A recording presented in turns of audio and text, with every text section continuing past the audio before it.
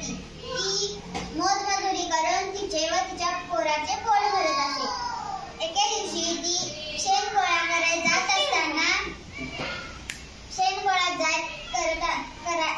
असताना हिराची आणि गुरुजींची भेट होते. गुरुजी हिराला विचारते, राजू दिसत नाही.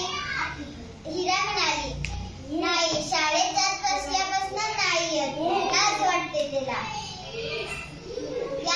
त्याच्यानंतर गुरुजी होय म्हणत पुढे निघाले. आता नक्कीच गुरुजी राजूवर रागवले असते, पण गुरुजी एक अक्षरही न बोलता तिथून निघून गेले.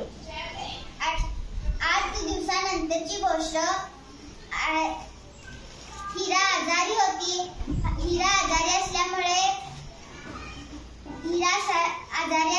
राजू शाळेत जाय नसल्याचे गुरुजींना कळले. मग गुरुजी राजूच्या घराजवळ आले. हिराच्या घरापाशी आले. हिराच्या घरला गेले.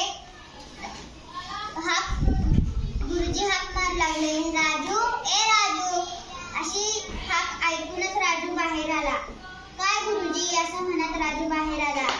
तुझी आई आजारी आहे ना? राजू म्हणाला, हो. मग चल, आज आपण शेण गोळा करायला जाऊ.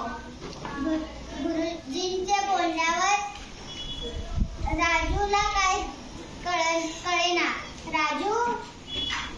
गुरुजी अंगणातल्या खाट्या उचलून पुढे निघाले. राजू म्हणाला, तुम्ही पण शेण गोळा करायचा? गुरुजी म्हणाले, हो, यात कसली लाज. ह्याने 2 वस्तू